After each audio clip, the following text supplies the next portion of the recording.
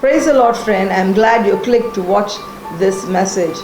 I would advise that you calm your spirit and sit and hear this message carefully, because the Bible says in Deuteronomy chapter 28:1, the Bible says, those who diligently hear the voice of God, I will bless them. So I would suggest that you make notes, have a Bible with you, and follow the message and ask God for a plan for your life, and ask God to reveal what He wants to tell you today through this message.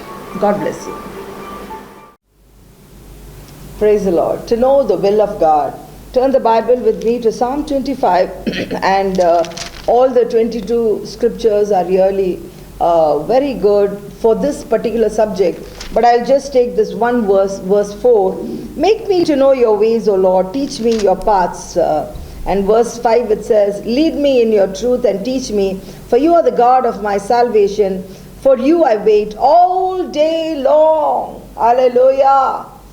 For you I wait all day long. For you I wait all day long. Just a couple of days back, when I was praying with my husband at 4:30 in the morning, he came. I was staying in the hostel and he was staying in our home, and he came. It's about he's got to travel about 5 minutes and come to the hostel, and early in the morning in Hyderabad weather is very cold, and we got together, and as we were praying, I just told, it was a revelation from God, and I said, I give this message at a time when India is affected by this money problem. The 500 and 1,000 rupees notes have been scrapped. So that's the time I'm giving this message, and everywhere there's a crowd in front of ATMs, in front of banks, and there's a real mayhem there and chaos in the country. But as I was praying along with my husband, I said, Lord, the entire country is waiting in front of ATMs, oh God. The entire country, oh God, is waiting in front of banks, oh God. There's so much of queue. People just don't, Lord, they don't hesitate to go and stand in front of the banks for hours and hours together, oh Lord. They even stand in the real sweltering heat, oh Father. But Lord, today we come and we wait upon you, oh God. We wait at your gates, the gates of your temple, oh God. And it was such a wonderful feeling to wait upon God and wait for God at the gates of the temple of God. Hallelujah. And this entire chapter, we can see the confusion that David has, and the guilt that he's suffering because of the sins that he committed. And then so many things. He says that in verse 16 he says, Lord, I'm lonely and afflicted, he says. And then he says, Lord, don't allow the enemies to laugh at me. So we see that he's in a real turmoil, his mind is confused. But despite that situation, in the midst of this storm, he's praying. Isn't that wonderful? That's exactly why I picked this chapter. And where in the midst of all this confusion, friend, in the midst of confusion, when somebody in your house is diagnosed with a fourth degree cancer, or they are having some problem, and when you get a bad report from the HR, a bad report from the doctor, the whole world is running to Google and finding out what are the effects of the disease. And they go to Google, they go to WhatsApp, they go to Facebook, they go everywhere. But do we go to God? Because God says in the Bible, on the day of trouble, come to me, and I will deliver you, and you will glorify my name. Hallelujah. Isn't that wonderful? And that's exactly what David is doing. He's going and pouring out his problems at the feet of the Lord. And sometimes, here, I would like to say this thing. Many times people think that, oh, I'm a sinner and God will not speak with me. I mean, I want you to take out that notion away, because here, Bible, 4 or 5 times we see that 4 or 5 times in the scripture, David, he confesses, and he says in verse 7, he says, remember not the sins of my youth or my transgressions. Verse 8, he says, good and upright is the Lord, therefore he instructs sinners in the way. So 4 or 5 times he's confessing his sins, and he's confessing his guilt, and he's saying, Lord, I'm sorry. So the first thing, to know the will of God, To know the will of God, to know the will of God, to know the will of God. Are you listening to me? Are you listening to me? To know the will of God. The first thing that you have to do is, Lord, I am a sinner. Enough, friend. We have run enough on our own. We have run enough. You know what? Today I'm just clinging to God. You know why I'm clinging to God?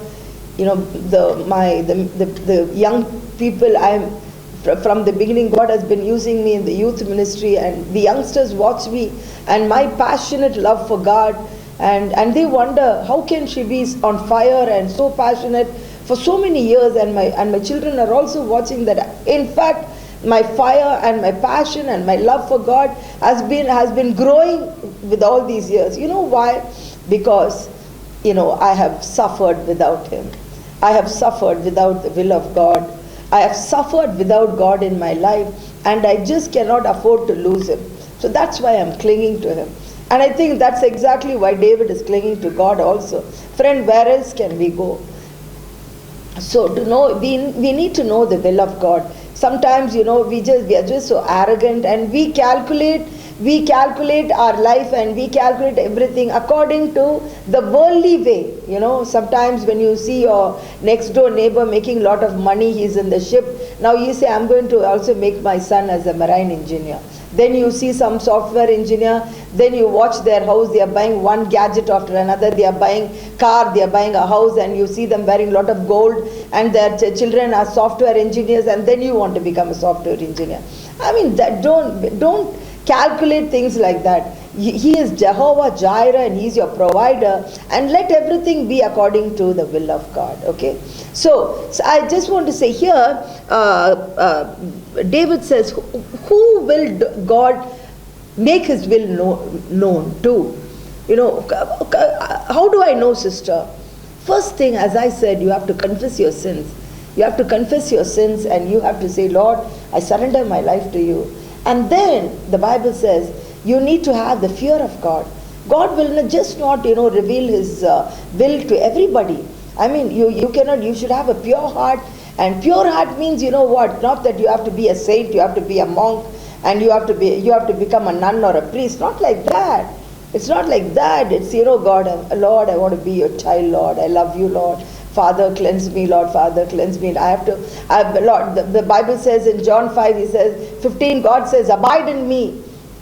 And when you abide in me, then you can do everything. We've got to abide in Him. We've got to be close with Him. Okay. So in 12, Psalms 25 verse 12, who is the man who fears the Lord? Who is the man who fears the Lord? Him will He instruct in the way that he should choose. So when you fear the Lord, God will show you the way. When you fear the Lord, God will show you the way.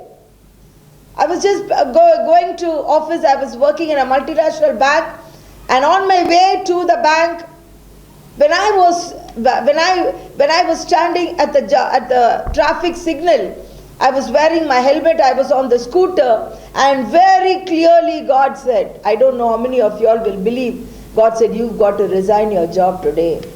And I was crying, Lord, do you mean to say today I have to resign?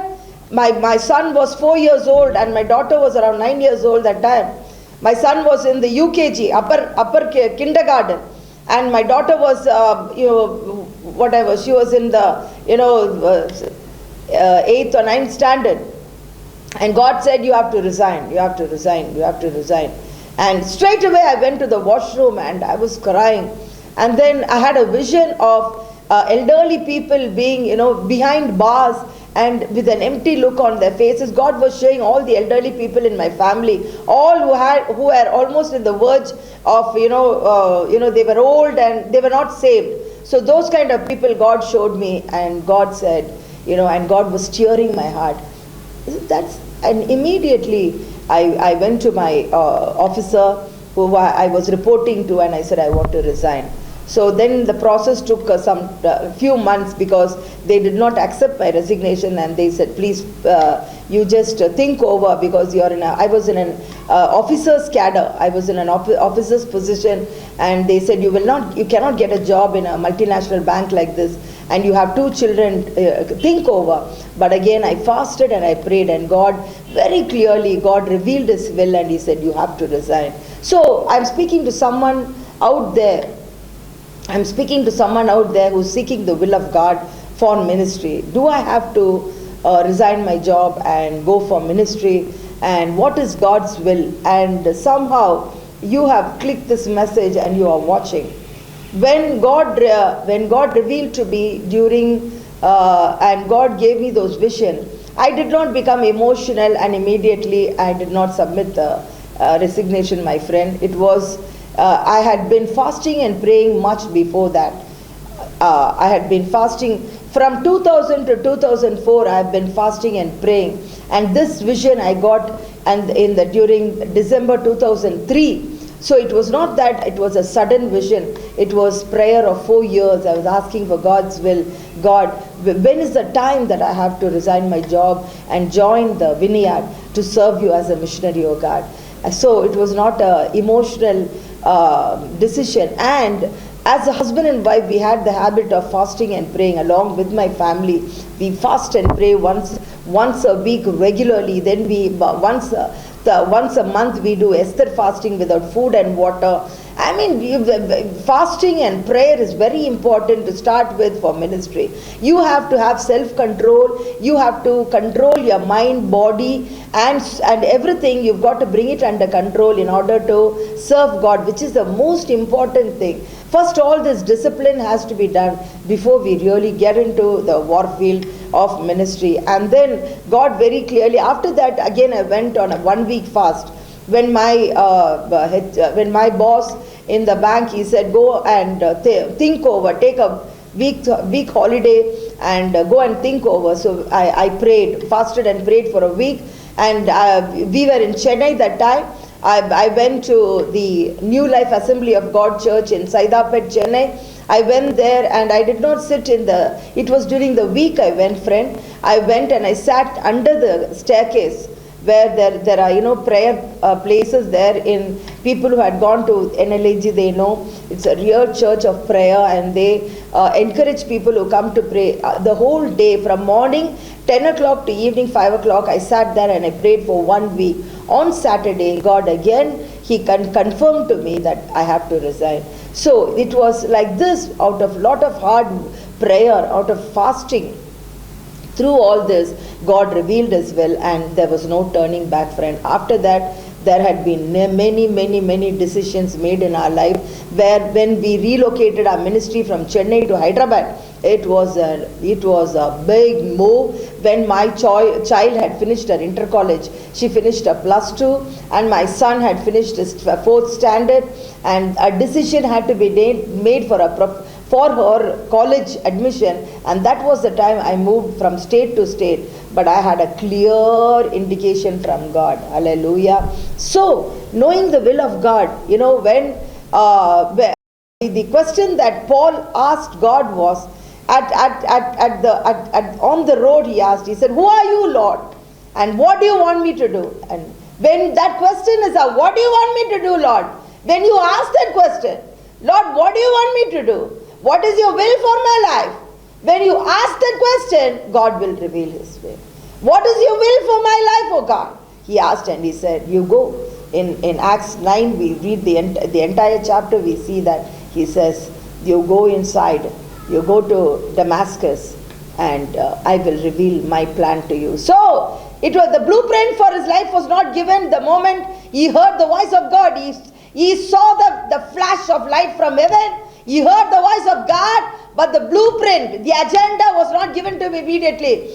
The steps of a righteous man are ordered by the Lord. Psalm 37. Step by step God will reveal. When you obey, God will reveal. When you fear God, God will reveal. He said, Lord, let me know. And he went to Damascus. And then God speaks to a man, Ananias, in Damascus. He says, Ananias. And Ananias says, Lord, speak to me. That's his disciple in Damascus. When God takes you to Damascus, God will give direction, and He will keep somebody there to tell you the way.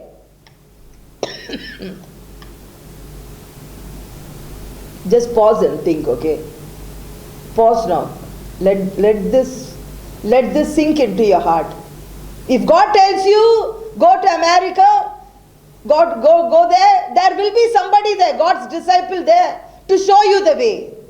God told us, go to Hyderabad. And God very clearly said, there will be one lady, and initially she will take care of you. She did take care of us. When we met that lady, both my husband and me, we both exchanged glances. You know what that look said? She is the lady. You will identify.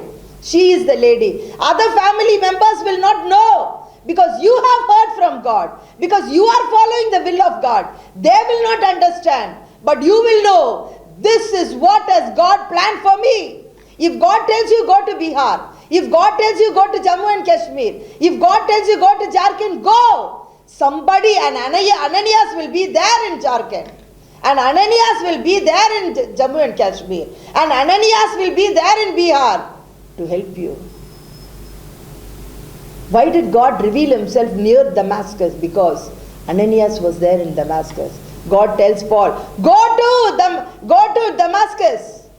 And God tells Ananias, go to this particular street. Go there, you will find a man. His name is called Paul. And right now he's praying. God will reveal his will to people who are praying. Prayerful people will hear the voice of God. Hallelujah. Are you listening to me? Are you confused? Should I marry that boy? Should I marry that girl? Are you confused? Yes, Joseph was confused. Should I marry Mary? Everybody is talking bad about her, that she is pregnant. But he was confused, and he didn't go to Google.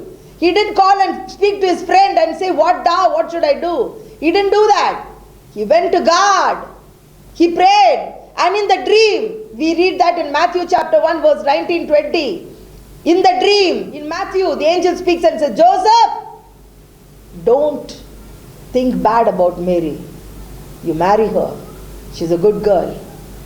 And a boy will be born to both of you, and name him Jesus. And immediately he obeys, and he accepts Mary, and then he names it, the son, Jesus. Then again he gets a dream, go to Egypt. There are a lot of enemies.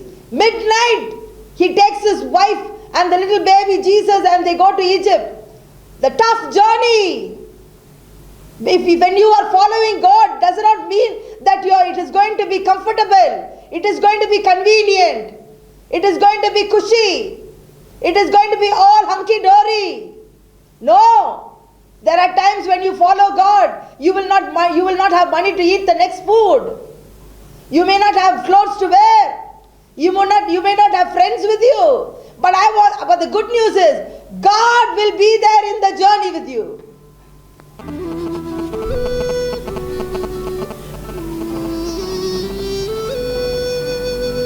Relax, friend, relax. God will be there in the journey with you. When you travel to that country, when you marry a person according to the will of God, God will be there in the journey with you. He will take care of you. No enemy can touch you. Are you listening to me? No enemy could touch baby Jesus or Mary. God was there in the journey with Joseph, a God-fearing man.